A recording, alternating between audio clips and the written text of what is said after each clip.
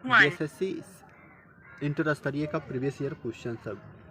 यानी एक वस्तु अपने क्रय मूल्य के 5% लाभ पर 12,600 में बेची जाती है और लाभ प्रतिशत क्या होता है यदि 13,200 में बेची जाती है। सपोज करो यानी कि 5% यहाँ बोला है 5% प्रॉफिट पे, यानी 12,600 में बेचा गया। कोई चीज़ मान लो कि सीपी 100 रुपया है तो प्रॉफिट 5% क्या हो जाएगा 105, यानी कि एसपी हो जाएगा। मतलब कहने का मतलब ये हो गया, यानी कि 105 का वैल्यू क्या हो गया, 105 का वैल्यू हो गया मेरा 12,600 रुपया, ये हो गया 12,600।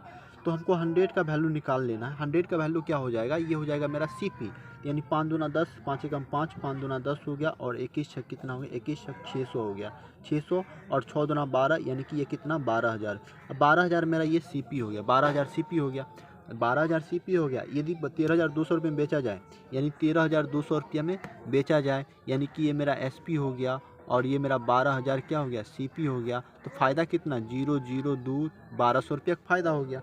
तो 1200 रुपये का फ़ायदा हो गया किस पे, 1200 रुपये फ़ायदा हो गया किस पे, 12,000 पे, और गुने 100 परसेंटेज निकल जाएगा। तो 1200 दहें कितना 12,000, यानी 10 दहें की 10%, यानी कितना हो जाएगा मेरा 10% क्या हो जाएगा फ़ायदा हो जाएगा। ऑप्शन नंबर सी हो जाएगा। यदि विक्रय मूल्य पर लाभ 25% हो, यदि विक्रय मूल्य पर लाभ 25% हो, क्रय मूल्य पर लाभ क्या होगा। तो विक्रय मूल्य पर लाभ बोला है 25%, तो 25% जो वैल्यू है, 25% जो फ्रैक्शन है, यानी प्रॉफिट है किस पे, विक्रय मूल्य पे, यानी एसपी पे बोला है।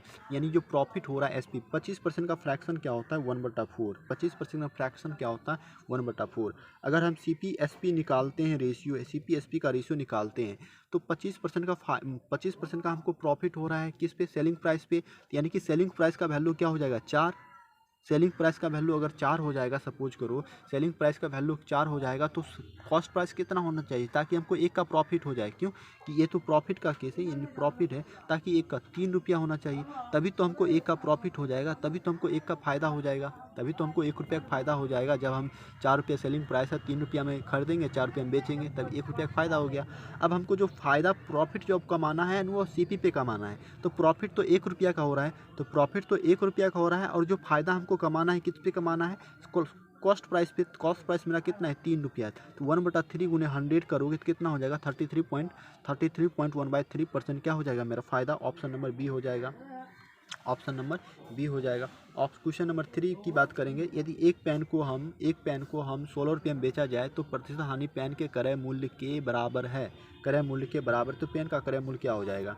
तो यहाँ से हम इस क्वेश्चन को सॉल्व कैसे करेंगे, यानी कि हम मान लेते हैं कि मेरा जो प्रॉफिट है, जो मान लेते हैं मेरा जो प्रॉफिट है ना, प्रॉफिट मेरा लॉस की बात कर रहा है ना, जो मेरा प्रतिशत हानि लॉस जो मेरा है एक्स रुपया है, लॉस मेरा एक्स रुपया है, और सीपी भी मान लेते हैं हम एक्स रुपया, सीपी भी मान लेते हैं हम एक्स रुपया, ठीक, सीपी मान लेते हैं एक्स रुपया।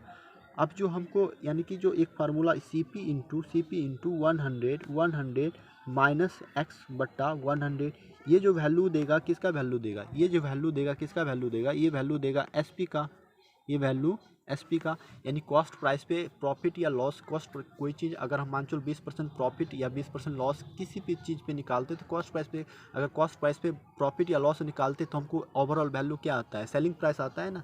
तो सेलिंग प्राइस यानी कॉस्ट प्राइस पे हमको इतना, यानी x% का क्या हो गया, हम लॉस मान लिए, एक्स का हम लॉस मान लिए, x% का लॉस हो रहा है, तो ओवरऑल जो वैल्यू देगा एसपी का वैल्यू दे देगा। कहने का मतलब हो गया, यानी सीपी हम कितना माने थे, एक्स माने थे, तो एक्स पुट कर दो, 100 माइनस एक्स कर दो और बट्टा 100 कर दो, और सेलिंग प्राइस का वैल्यू यहाँ दे रखा है 16 रुपया, यहाँ पे 16 रुपया पुट कर दो, 16 रुपया यहाँ पे रख दो।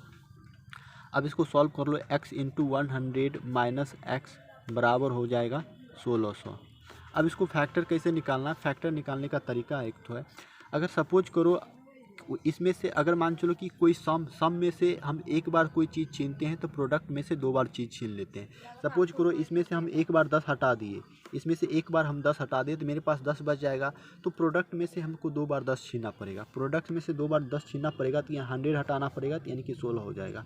अब 16 का ऐसा फैक्टर करना पड़ेगा, आप 16 का ऐसे फैक्टर तोड़ो, 16 का ऐसे फैक्टर तोड़ो जिससे सम कितना 10 आ जाए, तो यानी कि 2 इंटू 8, यानी कि 2 इंटू 8, यानी कि 16 का प्रोडक्ट 2 इंटू 8, यानी कि 2 8 गुना करोगे तो यानी कि इसका देखो सम कितना 10 आ रहा है ना, सम 10 आ रहा है, ठीक है। अब जो हम 10 छीने थे 10 इसको दे दो, यानी कि इसको दे दो, इसको दो, जो हम छीने थे एक एक जीरो इसको बैठा दिए, हो गया, मतलब मेकअप कर दिए, छीन के फिर हम दे दिए। तो ये मेरा 20 हो गया, ये मेरा 80 हो गया। यानी x का वैल्यू 20 हो गया और इसका वैल्यू 100 माइनस 20 करेंगे तो 80, 20 गुने 80 हो गया ये, यानी कि सेटिस्फाई कर गया। यानी कि x का जो ओरिजिनल वैल्यू था कितना था, 20 रुपया। तो 20 मेरा क्या हो जाएगा, x 20 मेरा क्या हो जाएगा, आंसर हो जाएगा। 20 मेरा क्या हो जाएगा, आंसर हो जाएगा।